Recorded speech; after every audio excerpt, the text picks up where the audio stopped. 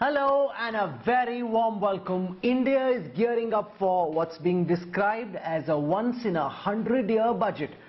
Well, we don't know what the budget will contain, but we do know the kind of problems cumulatively that the government and the country are dealing with at this time are once-in-a-century problems. A pandemic which is hopefully now on its way out, but you can't be 100% certain about that. Military aggression by China, which again requires huge focus on defense, and economy which is seen a downturn which is unprecedented, even though the IMF now projects that India will grow in double digits next year. But these are huge challenges. Challenges when it comes to revenue collection, challenges when it comes to government expenditure.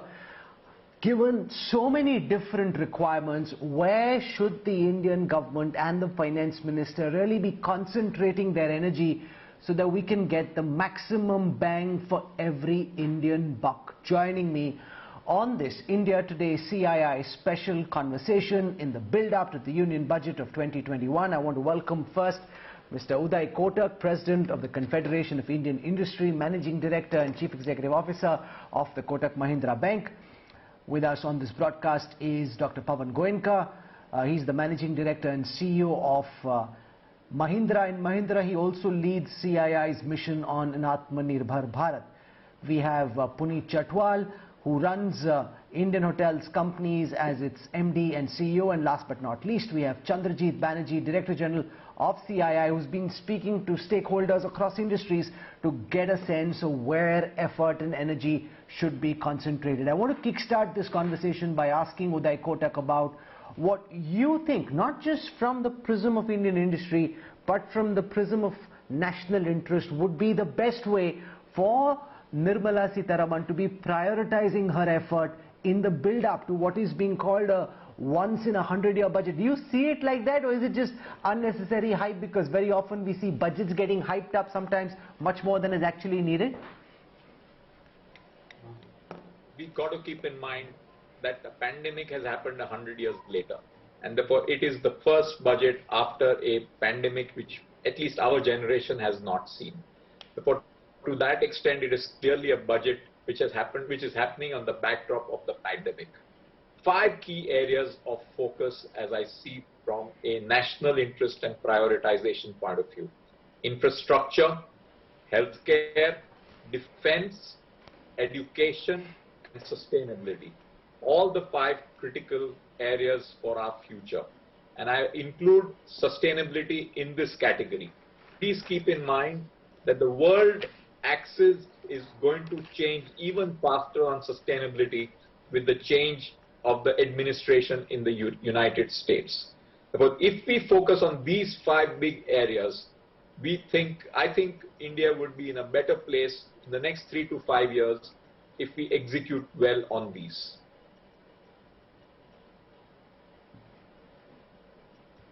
Chandrajit Banerjee, one of the points that CII and other industry bodies have made again and again is that there hasn't been enough focus on government expenditure. So far, the government said, let's try and get out of this pandemic cycle, and that's when we'll open our purse strings. We want to keep our powder dry.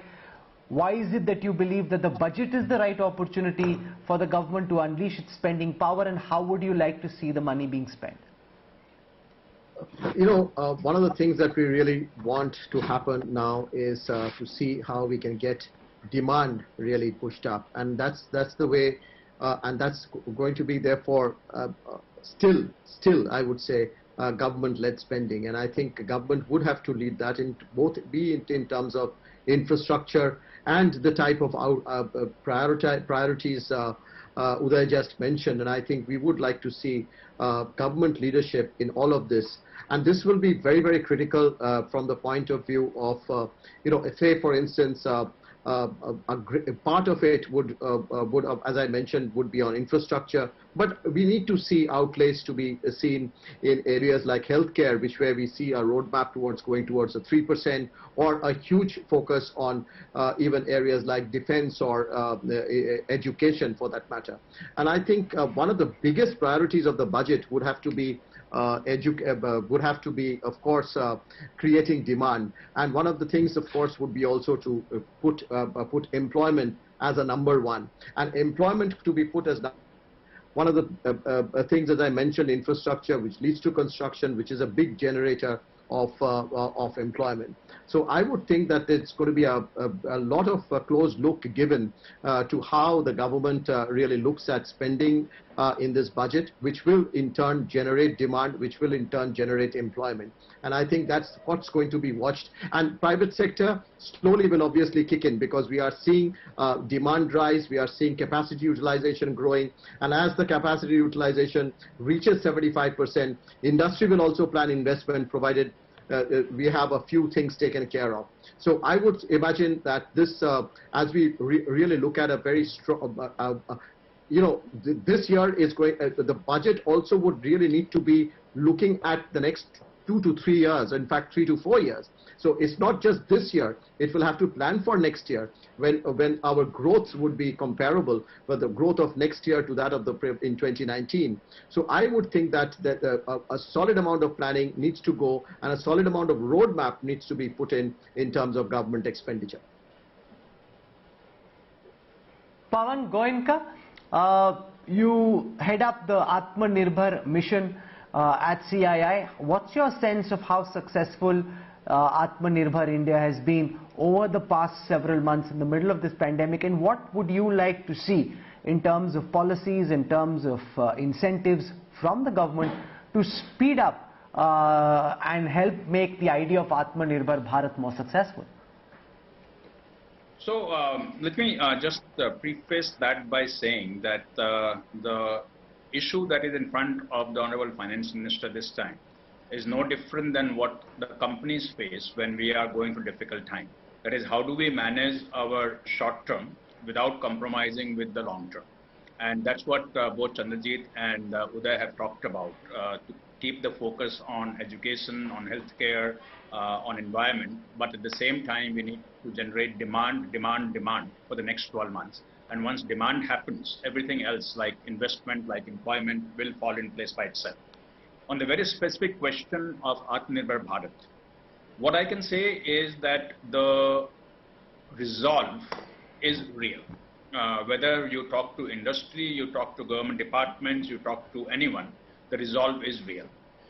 Having said that, the kind of things that we need to do to make Atmanirbhar Bharat reality will not be just incremental change from how we have been doing business. We will have to make some disruptions.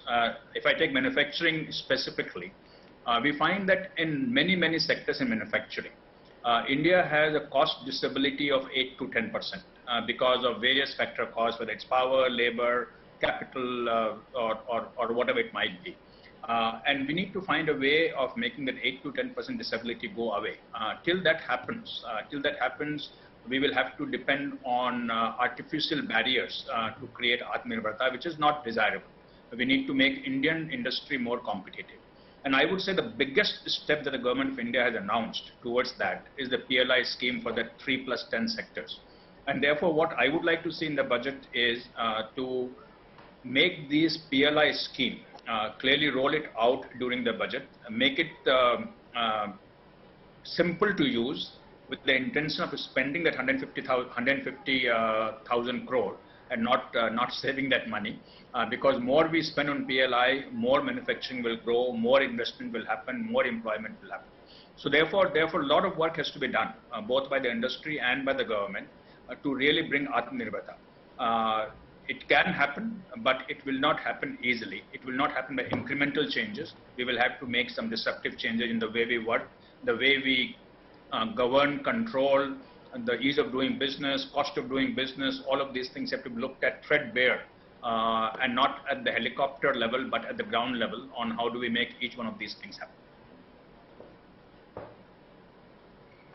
Puneet Chhatwal, the hospitality sector has been amongst the worst hit through this pandemic-stricken year. To what extent do you believe, as a sector, hospitality has already been able to recover? And to speed up the process of recovery, what would you like to hear and see from the Finance Minister? Thank you, Rahul. I think what you said, it would be fair to say it's not amongst the most. I think tourism and hospitality is the worst hit sector across the globe.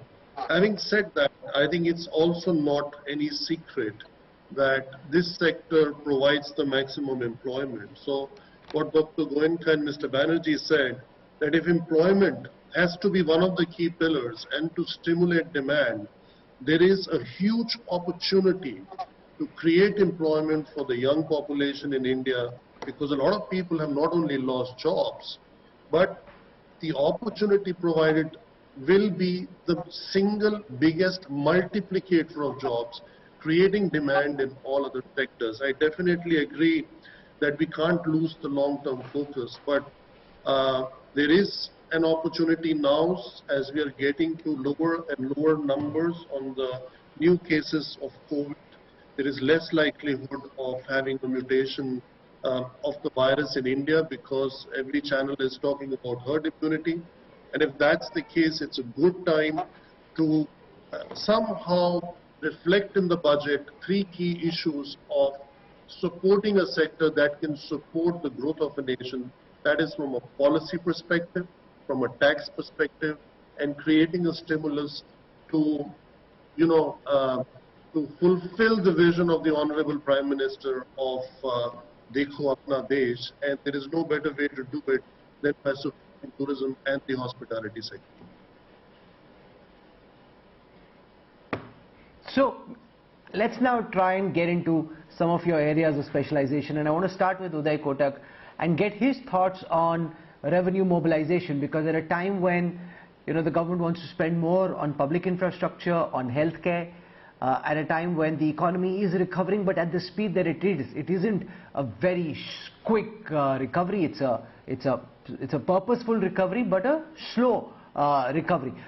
Given this reality and the reality that you now need to spend more on military modernization on account of continuing Chinese military aggression along the entire line of actual control, what would be your ideas, Mr. Kotak, on how the government should try and mop up more revenue and find more fuel to try and spend on its various programs and requirements? Divide it in two parts, tax revenue and non-tax revenue. On the tax revenue, our view is keep tax rates stable, let growth happen on tax collections through economic growth coming back. Non-tax revenues, disproportionate focus needs to be there. And on that, let's first start with what we have historically called disinvestment. We should now be bolder and go on the front foot on privatization of many areas. The government has already mentioned that there are non-strategic areas where it will go for privatization. Time has come to really get a high focus, high purpose, high execution approach to privatization. And in many ways, some of the stuff which we saw when Maggie Thatcher did it in the 80s in the UK.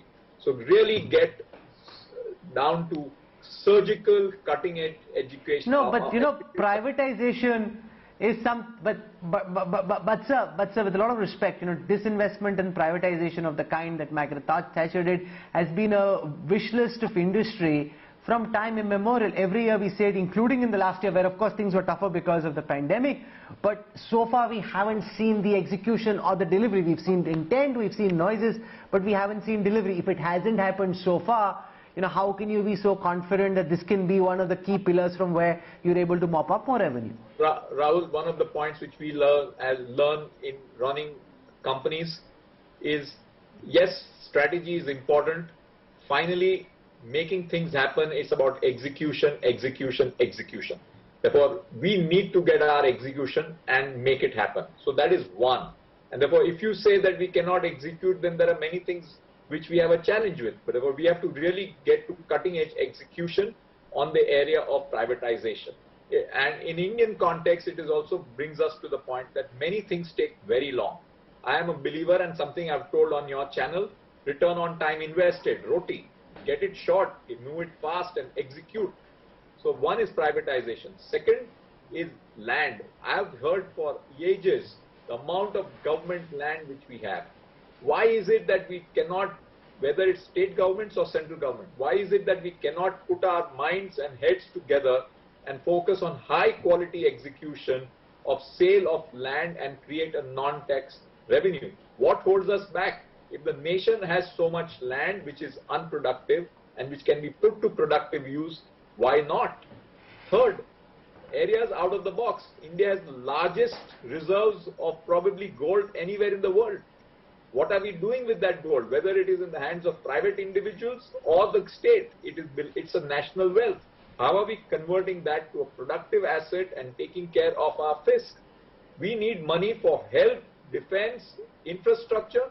That is where our priority must be. So there are many pockets of money stuck in assets which we need to execute at scale and speed.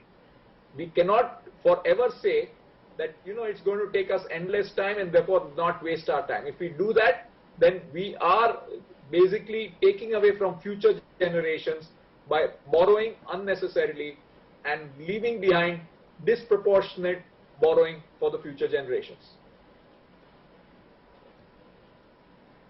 We're also seeing this budget come at a time when the national capital has been rocked by the farmer protests, especially in Punjab and Haryana. Chandrajit Banerjee, there's been a pushback on the most ambitious reform package of the Modi government.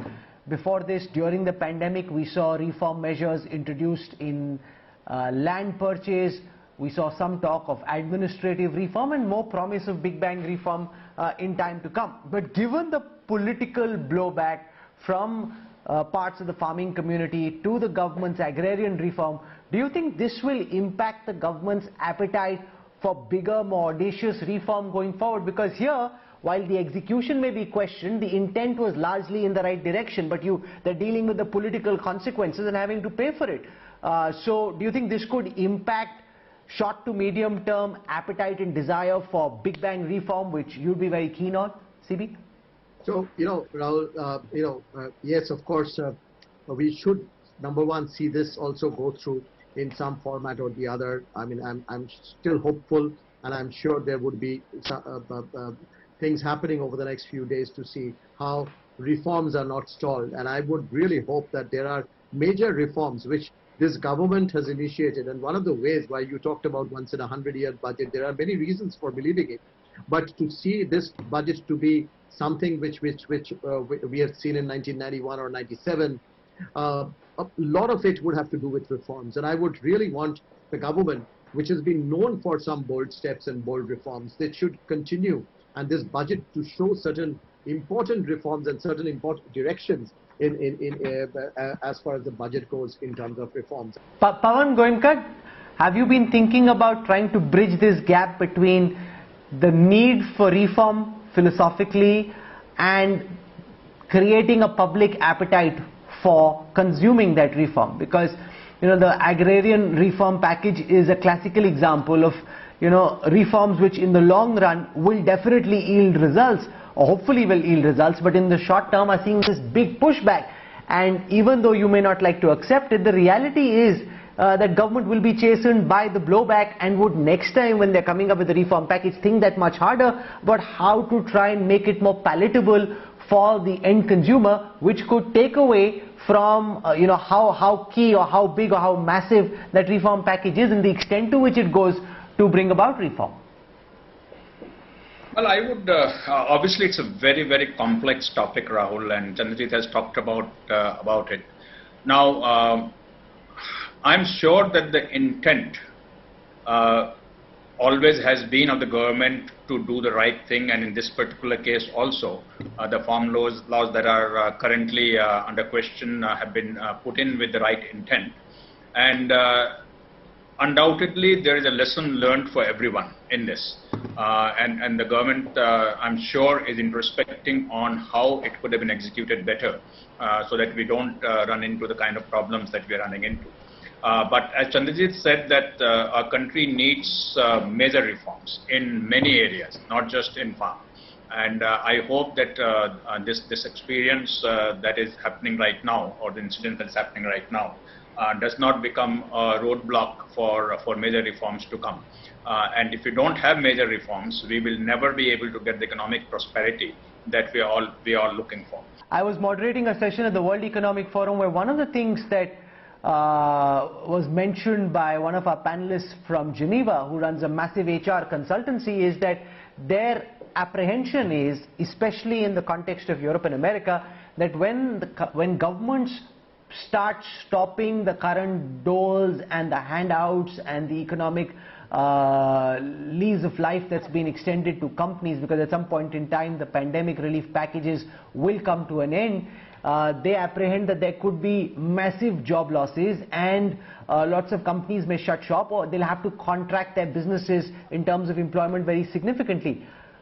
To what extent do you think that threat or that fear extends to India, and what do you believe this budget should do to try and focus on the critical issue of employment in the context of A, how bad it's been through this pandemic already, and what could happen going forward? Mr. Kotak. Rahul, the CII theme for this year is about lives and livelihood in the context of getting growth back. First, on the COVID side, we have done pretty well in recent times on lives. The active cases have come down. We've got now the vaccine going. Hopefully, the story on COVID should get over sometime in 21, and hopefully it is behind us. But it has left behind a very big challenge on livelihoods. And it is here that one of the major policy initiatives I look forward to in this budget is how are we going to get jobs back, both as jobs for self-employed as well as for employment in business, working for companies. And here I think we need a specific fiscal push. There is a section in the Income Tax Act called Section 80JJAA, which rewards businesses and companies which hire net new people. We need to give a booster dose to that in this budget, so that enterprise which hires new people gets a significant incentive for getting job market going. So that is the short-term thing. The longer-term thing is about education and skills. The nature of jobs is changing. We need to look at areas of technology, biotechnology, artificial intelligence. We need to focus on getting those skill sets and getting to better quality jobs.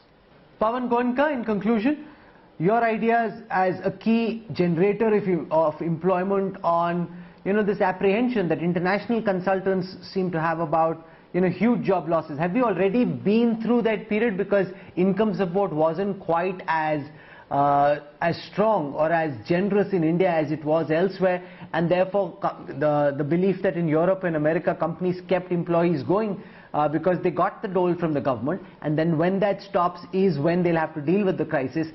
Whereas in India they've already dealt with the crisis. Is that your perception, or do you think that going forward we could still continue to have to deal with job losses, and what is your prescription on dealing with that?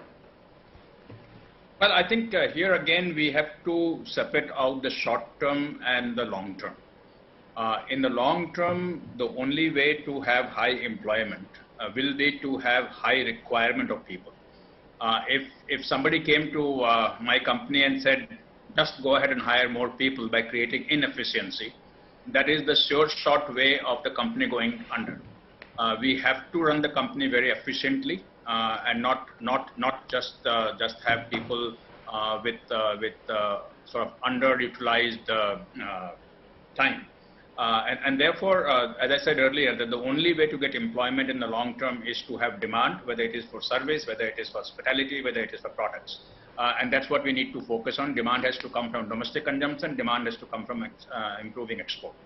But in the short term, because of the crisis that we have had, there is a need to support employment by virtue of giving some kind of incentive for companies to provide employment. But that cannot be a long-term solution. Maybe 3 more months, 6 more months, but finally it has to be demand, demand, and demand. And therefore, my single agenda for the budget this time would be to see what is being done to stimulate demand, whether it's service industry, hospitality, including service, in the service of course, and whether it is the manufacturing industry. So we've had an insightful conversation. We've been able to touch upon different aspects of generating demand, generating revenue so that the government has money to be able to spend on its various projects, and also ensuring employment, which is key, because lives and livelihoods are what will determine how everyone feels about where we are and where we are headed. I want to thank Chandrajit Banerjee, Puneet Chhatwal, Pawan Goenka, and last but not least Uday Kotak for joining us for this special conversation. And I hope to have you back on the day of the budget to see how many of the ideas and the prescriptions that you laid out were actually followed and what you think of what the Finance Minister ended up doing. Thank you so much for joining us. I hope you enjoyed this conversation.